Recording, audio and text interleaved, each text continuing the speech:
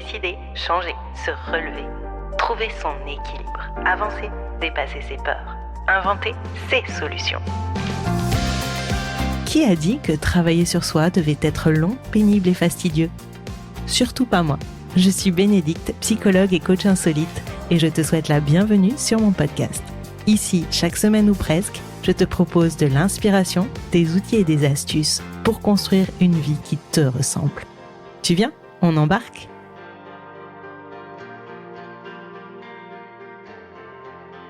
Hello, chers passagères et passagers, je m'invite dans tes oreilles cette semaine pour transformer ensemble ces 1001 questions qui se bousculent dans ta tête en une véritable force, en un atout. Tu te sens peut-être perdu, parfois, souvent, dans le tourbillon de tes pensées, cherchant désespérément le bouton pause de ton cerveau. Eh bien, je suis là pour te dire que non seulement tu n'es pas seul, mais que surtout, se poser 1001 questions n'est pas un problème, bien au contraire. En tant que psychologue et mentor, j'ai consacré les 4 dernières années de ma vie à accompagner des personnes comme toi, sensibles et audacieuses, dans leur quête de qui elles sont. J'ai exploré les méandres de la psychologie, du développement personnel et des neurosciences pour sortir des sentiers battus et repartir de soi. Pourquoi je te dis tout ça ? Parce que dans cet épisode, je vais partager avec toi mon parcours, mes découvertes, mais surtout des outils concrets pour t'aider à naviguer dans le flot de tes questions. Je vais te montrer comment ces incessantes interrogations, loin de te freiner, peuvent te permettre de mieux te comprendre, de prendre des décisions alignées avec qui tu es et de vivre une vie qui te ressemble vraiment. Alors, prête à embarquer pour un voyage au cœur de toi-même ? C'est parti pour un épisode riche en réflexion et en découvertes où nous allons ensemble transformer tes 1001 questions en une véritable force. Accroche-toi, ça risque de bouger. Aussi loin que je me souvienne, mon esprit a été un terrain de jeu actif de pensées et de questions. C'était comme si j'étais en quête constante, cherchant sans relâche des réponses, voulant comprendre, mettre plus de clarté et de sens dans ce qui se passait dans ma vie, mais aussi dans ce qui arrivait aux gens qui m'entouraient. Tout ou presque était un sujet de réflexion et même parfois d'anxiété. Ado et adulte, j'ai passé un nombre assez fou de nuits éveillées, les yeux dans le noir, comme aspirées par des questions très concrètes sur pourquoi j'avais dit ça, pourquoi je n'avais pas réagi comme ça, mais aussi plus philosophiques sur le but de la vie, pourquoi j'étais sur cette terre, pourquoi j'étais comme j'étais, quel était ou devait être mon rôle et quel était le sens de la vie en général. Alors évidemment, tu peux t'en douter, cela m'a fait adorer la philo en terminale et ça aussi contribué à me décider à étudier la psychologie après le bac. Sauf que plus je découvrais le fonctionnement de l'âme humaine, plus je me posais des questions et plus je me passionnais pour comprendre, plus de nouvelles questions se profilaient. C'était à la fois magique, motivant, perturbant et fatigant. Et puis, si j'aimais me poser des questions, j'avoue que souvent, j'aimais surtout essayer d'y répondre. Sauf que certaines questions personnelles, intimes ou philosophiques pouvaient devenir des challenges et rester sans réponse pendant des jours, des semaines, voire des mois. Ça m'a alors conduit à ce moment-là à chercher le bouton pause. Pour avoir des temps où je me posais plus ou en tout cas moins de questions, mais aussi des temps dans lesquels je pouvais vivre simplement, profiter, rire, lâcher prise. Sauf que plus je cherchais le bouton pause, plus il me semblait inatteignable. Plus je cherchais le calme, le silence, plus il y avait de l'espace pour des questions et plus elles reprenaient leur chemin envahissant vers mon cerveau. C'est un peu comme si j'étais dans le film Inception. Chaque boîte que j'ouvrais, chaque toupie qui tournait m'offrait un monde de possibles et au lieu de me rassurer, de poser pour moi une base de certitude, c'était une nouvelle occasion de me poser de nouvelles questions. Au fil du temps, j'ai commencé à remarquer un modèle, un rythme sous-jacent dans le brouhaha permanent de mes pensées. J'ai compris que cela n'avait pas toujours été un problème, mais que ça l'était devenu quand face à une question, je me suis donné la responsabilité, voire l'obligation d'y répondre. Parce que ces questions que je me posais n'étaient pas seulement des pensées aléatoires ou des crises existentielles, mais elles étaient simplement le reflet d'une curiosité plus profonde et d'une soif de comprendre le monde qui m'entoure. Elles étaient simplement la manifestation d'un esprit qui aimait explorer, apprendre et grandir. Petite, je me posais des questions. J'en posais aux adultes et parfois j'avais les réponses et j'étais joyeuse. Mais parfois, je n'en avais pas et je me disais simplement qu'un jour je comprendrais, qu'il me manquait des éléments, mais qu'un jour ou l'autre, la réponse s'imposerait d'elle-même ou que je la remettrais sur le tapis le moment venu. Et j'étais OK avec cela. Je reprenais le cours de ma vie, non pas en éteignant la question, mais en la mettant en veilleuse, avec l'espoir et même la certitude que la réponse finirait par m'arriver. Et puis en grandissant, j'ai subi 2 difficultés majeures. La première, je te l'ai dit, c'est que je me suis donné cette responsabilité de vouloir répondre à toutes les questions, et si possible avec une certaine immédiateté et un certain perfectionnisme. Et puis la deuxième difficulté, c'est que je me suis entendue dire, et même reprocher, qu'être trop curieuse, que vouloir trop creuser, c'était un défaut. J'ai donc évolué, et sans en prendre conscience, j'ai glissé vers un modèle différent. Je suis passée du « je me pose des questions, c'est génial, c'est une sorte de croissance, de développement » à « je me pose des questions parce que je suis trop curieuse, je veux trop comprendre, je ne sais pas lâcher prise et si je ne peux pas répondre, c'est que j'ai un problème ». Tu vois la différence entre ces 2 approches? Tu comprends à quel point mon comportement n'a pas changé, me poser des questions et rester me poser des questions, mais le regard que j'ai progressivement posé dessus a lui évolué. Je suis passée de « c'est génial et ça me fait grandir » à « c'est un problème et ça m'empêche de vivre ». Quand j'ai mis le doigt sur cette prise de conscience, j'ai progressivement commencé à observer ce questionnement sous un autre angle. Pourquoi en avais-je fait un problème? Non, ce n'était pas un problème à résoudre, mais bien une force à exploiter, une ressource, une compétence, un trait de ma personnalité que je pouvais utiliser pour approfondir ma compréhension de moi, des autres et du monde. Cette prise de conscience a été transformatrice et elle a changé ma relation avec mes pensées et modifié le cours de ma vie. Elle est arrivée d'ailleurs à un moment de ma vie où j'avais opéré beaucoup de changements. Divorce, vente de l'entreprise, remise en question profonde à titre pro et perso. Et en fait, c'est devenu comme une évidence. Je devais reprendre ma casquette de psychologue, me l'approprier à ma façon en ajoutant des notions de coaching, de management, de neurosciences pour transformer ces 1001 questions en une profession. Transformer mon flot incessant de questions en une force productive a été un voyage en soi. C'était un exercice de patience, d'acceptation et de ténacité. J'ai appris à canaliser ma curiosité de manière constructive, à chercher des réponses, à approfondir ma compréhension et à élargir ma vision du monde. J'ai découvert que mon questionnement persistant n'était pas un simple trait de personnalité, c'était juste le témoignage de ma curiosité, de mon désir de comprendre le monde complexe que nous habitons. Dans le processus de canalisation de ma curiosité, je me suis retrouvée à plonger profondément dans cet océan de connaissances. J'ai appris à apprécier la beauté de l'ignorance. Parce que c'est vrai que parfois, on ne sait pas. Et c'est pas grave. Et c'est juste très chouette parce que ça veut dire qu'on a encore des choses à apprendre, qu'on peut encore avancer. Et puis, j'ai aussi appris à apprécier l'excitation de la recherche de réponses et la croissance qui vient avec la compréhension, mais aussi avec le process de patience. J'ai réalisé que mes questions étaient mes outils pour la découverte de soi, pour relier les points et pour prendre des décisions qui étaient en accord avec moi, avec le moi le plus authentique que j'étais. J'en ai tiré une conclusion que je te livre. Le questionnement n'est pas un problème à dompter, mais une force à nourrir. Le problème, ce n'est pas et ce ne sera jamais de se poser 1001 questions. Le problème, c'est de vouloir y répondre en permanence et d'y répondre et de vouloir y répondre à toutes sans prioriser, sans remettre en question.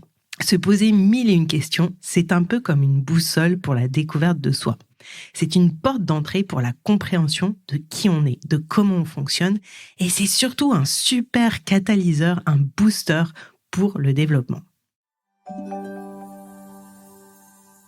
Alors, si toi aussi, il t'arrive de te sentir un peu perdu dans le tourbillon de tes pensées, souviens-toi que chaque question est une possible opportunité, un tremplin vers une compréhension plus profonde et une découverte de toi.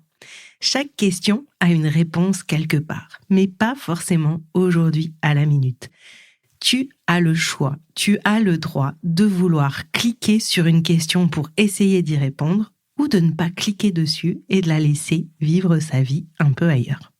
Si c'est une question qui compte, prends le temps de te la répéter, de l'écrire pour la laisser infuser. Une dissertation de philo ne se construit pas en 2 minutes. Si tu te souviens bien, on a 4 heures pour la rédiger et en plus, généralement, elle ouvre sur de nouvelles questions.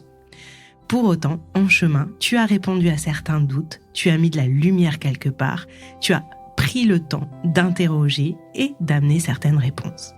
Prends chaque question comme un cadeau, nourris ta curiosité et laisse ta soif de compréhension te guider. Après tout, ce sont nos questions et ces questions si particulières que tu te poses qui te rendent unique en tant qu'être humain, qui font de toi qui tu es, qui te permettent d'évoluer et de grandir en fonction de ta singularité et de tes différences. Mais c'est vrai que dans la vie, les questions sont souvent, et même trop souvent perçues, comme des signes de curiosité, de confusion, de doute, de faiblesse. Mais pour moi, elles ont toujours fait partie de qui je suis. Alors quand j'ai compris et accepté cela, je me suis simplement dit qu'elles étaient des supports puissants vers une compréhension plus profonde et puissante de moi et vers des possibilités de décision plus éclairées et plus riches.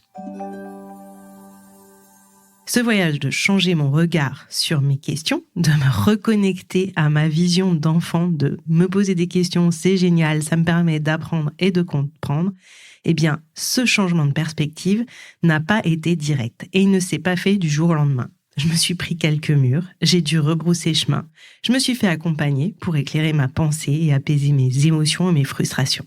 Mais je peux te dire que cela a été un chemin d'apprentissage constant. Comme je te l'ai dit, mon voyage a commencé avec un esprit plein de questions. Elles étaient incessantes, constantes, comme un flux sans fin de curiosité dans mon cerveau. Chaque moment était rempli de pourquoi, comment et si. Ces questions pouvaient être aussi accablantes, créer un tourbillon de pensée qui semblait impossible à apaiser. Je remettais tout en question. Moi, les gens autour de moi, le monde dans lequel nous vivions. Tout ça, c'était vraiment un remue-ménage dans ma tête. C'était des interrogations quotidiennes sur pourquoi les choses fonctionnent comme elles le font. Des questions plus profondes, existentielles, sur le but de la vie et la nature de l'existence.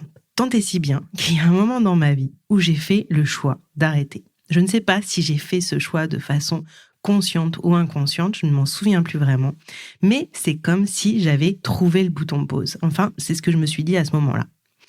Je suis passée par contre en mode pilote automatique en me disant et en me répétant que toutes ces questions m'empêchaient de vivre. Eh bien, je peux te dire une chose, c'est en faisant cela que je me suis endormie dans ma vie, que je me suis mis à subir ma vie, que je me suis portée par les autres, par le regard des autres, par l'avis des autres et que je me suis perdue. Et concrètement, le réveil a été complexe, voire violent. Les questions sont revenues en force parce qu'elles n'avaient pas disparu, elles s'étaient juste mises en mode veille, avec en plus beaucoup de culpabilité en prime. C'était vraiment au moment de mon divorce et de ce changement à 360 degrés ou à 180. Mais en fait, à ce moment-là, j'ai décidé d'y faire face car j'avais profondément besoin de me retrouver, de me reconnecter à moi et de reprendre le contrôle de ma vie. Certains ont pu voir dans cette remise en question constante un fardeau que je traînais ou un signe de confusion, d'insatisfaction permanente ou d'une incapacité à profiter simplement de ce que j'avais construit. Mais clairement, alors que je reprenais le flot de mes questions et que j'acceptais de les écouter, j'ai commencé à les voir sous un jour différent. Chaque question que je me posais commençait à agir comme un miroir reflétant des parties de moi que je n'avais pas précédemment voulu reconnaître ou comprendre. Elle mettait en évidence mes valeurs, mes croyances, mes peurs, mes désirs, mes volontés d'évolution. Chaque question mettait en avant un aspect de ma personnalité, mes réactions et mes schémas. Par ce processus de questionnement et d'autoréflexion, j'ai commencé à décoder mes propres comportements et réactions. Et là, c'était assez magique, c'était comme assembler un puzzle. Chaque question était une pièce qui, une fois assemblée, révélait une image complète de qui j'étais. Parfois, j'avais l'impression que j'avais des pièces en trop, et je les mettais de côté, mais je voyais malgré tout le puzzle prendre forme. Plus je me posais de questions, plus cette image devenait claire. Avec chaque interrogation, je comprenais mieux qui j'étais et là où je voulais aller. J'ai commencé à reconnaître mes motivations à moi, mes passions, ce qui comptait pour moi, sans me faire envahir par ce qui comptait pour les autres, ce que voulaient les autres, etc. Cette autocompréhension n'était pas seulement éclairante, elle était extrêmement émancipatrice et c'est ce qui m'a permis de me retrouver et de reprendre le cours de ma vie. C'est en comprenant mieux qui j'étais que j'ai remarqué un changement dans mon processus de prise de décision. Parce que j'avais une vision plus claire de qui j'étais, de ce qui me motivait, de ce qui comptait pour moi, forcément, j'étais mieux équipée pour prendre des décisions en accord avec mon vrai moi, sans culpabilité et sans trop de doutes.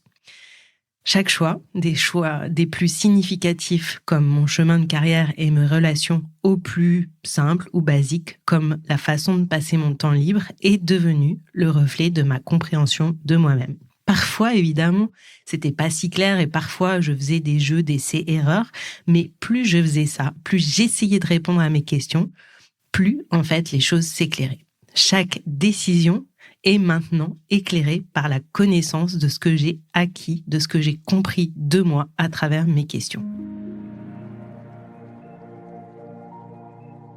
Les décisions que je prends maintenant ne sont plus seulement des choix, elles sont l'expression de qui je suis, de mon authenticité, de ma singularité, un témoignage de la compréhension que j'ai de moi et que j'ai atteinte et que je continue d'atteindre grâce à mon questionnement incessant. Alors tu vois, transformer ma constante interrogation en un outil pour la compréhension de qui je suis et la prise de décision a été un voyage. C'est un chemin évidemment extrêmement introspectif, c'est un chemin de réflexion et d'apprentissage continu. Mais le meilleur dans tout ça, c'est que le voyage n'est jamais terminé. Au fur et à mesure que je continue de vivre, de grandir, d'évoluer, mes questions le font aussi. Et à chaque nouvelle question, je découvre une autre couche de compréhension de moi-même. Chaque interrogation apporte avec elle une chance d'en apprendre plus, de mieux comprendre qui je suis, mais aussi les gens qui m'entourent, et de prendre des décisions plus en phase avec moi. Alors, suis-je retournée dans Inception ? Y a-t-il un fond dans la boîte ? Je ne sais pas, et à vrai dire, je m'en fous. J'aime découvrir des confirmations dans les réponses aux questions que je me pose, autant que des remises en question. Est-ce que c'est toujours confortable ? Non. Mais est-ce que c'est toujours passionnant ? Définitivement, oui. Tu vois, les questions possèdent un pouvoir unique pour nous faire nous arrêter et réfléchir. Elles nous propulsent et nous conduisent à plonger profondément dans nos pensées et évaluer résolument nos actions, nos choix et notre vie dans son ensemble. Pour moi, les questions, finalement, sont des étincelles irréfutables qui créent, stimulent l'auto-réflexion permanente. Les questions, elles me guident avec plus d'assurance vers qui je suis. Elles me poussent à examiner mes choix et à comprendre les motivations derrière mes décisions, que ce soit en amont ou en aval. C'est-à-dire qu'avant de me lancer ou après, pour mieux analyser et comprendre, je me pose des questions. Qu'est-ce que je peux faire pour que ce soit top ? Qu'est-ce que j'aurais pu faire de mieux ? Qu'est-ce qui a été super ? Qu'est-ce qui pourrait être chouette ? Sur quoi je risque de me planter ? Sur quoi je me suis vraiment plantée ? Alors tu vois, les questions finalement, pour finir cet épisode, ce n'est pas un problème. Ça devient un problème si tu le vois comme un problème. Mais clairement, ce qui est compliqué, c'est de faire face aux attentes de la société. Parce que nous avons tous ressenti la pression de nous conformer à ce que les autres attendent de nous à un moment donné de notre vie. Et cette pression externe peut souvent nous conduire à prendre des décisions qui ne correspondent pas à qui nous sommes profondément. Lutter pour répondre à ces attentes peut être décourageant, mais en fait, se poser des questions à soi en permanence est une vraie clé pour reprendre le pouvoir, se remettre au centre de notre vie et décider en fonction de nous, tout en prenant évidemment les autres en compte.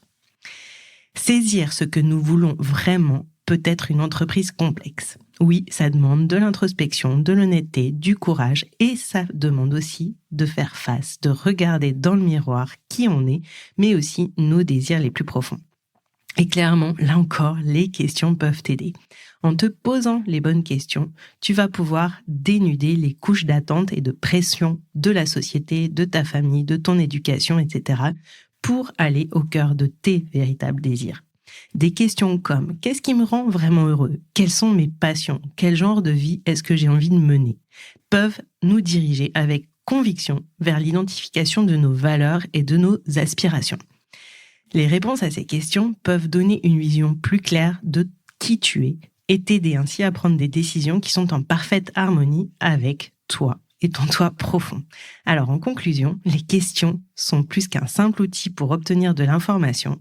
Ce sont des instruments puissants d'autodécouverte qui te guident avec assurance vers la compréhension de qui tu es, vers des décisions plus éclairées et finalement la conduite d'une vie qui est plus fidèle à qui tu es.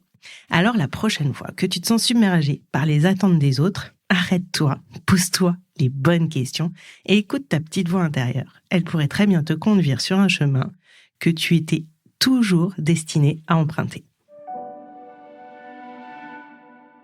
En conclusion de cet épisode, j'aimerais te dire que la vie est un voyage dans un labyrinthe, rempli de questionnements incessants qui peuvent parfois effectivement sembler écrasants.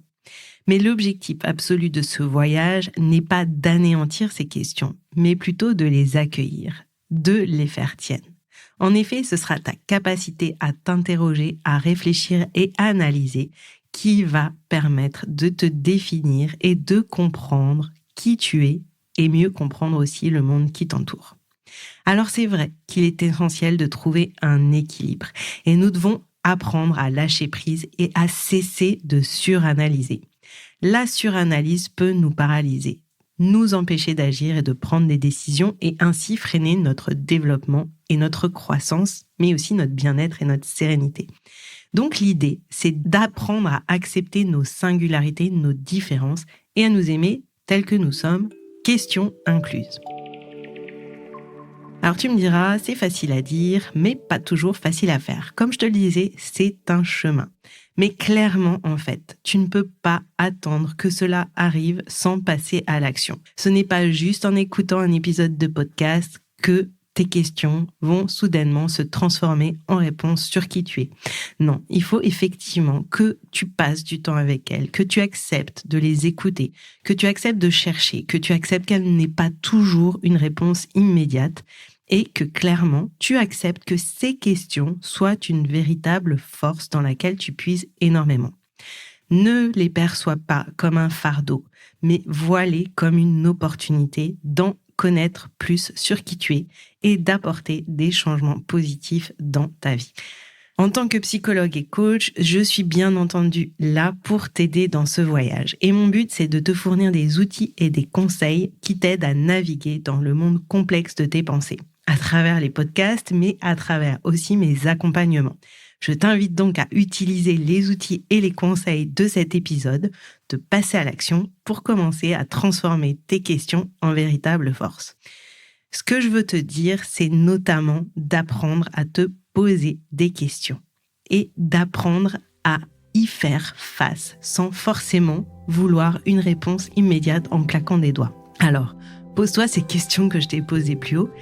Quels sont tes désirs profonds ? Qu'est-ce que tu attends de la vie ? Qu'est-ce que tu aimerais créer demain dans ta vie pour toi ? Qu'est-ce qui t'empêche de le faire ? Commencer à répondre à des questions, c'est se donner l'opportunité d'ouvrir d'autres questions pour continuer à y répondre et ne pas rester bloqué avec certaines questions. Ce qui te bloque, c'est de ne pas y répondre. Et sache que je t'aide à répondre à tes questions, mais aussi à t'en poser d'autres chaque mois dans le cadre de la Fabrique Feel Good, mon abonnement mensuel anti-charge mentale qui t'aide à mieux te connaître et mieux te comprendre. Si tu veux en savoir plus, je te mets le lien dans les notes du podcast. Je te souhaite une très bonne semaine. J'espère que cet épisode t'aura aidé à regarder tes questions incessantes avec plus d'amour et de compréhension. Et je te dis à très vite.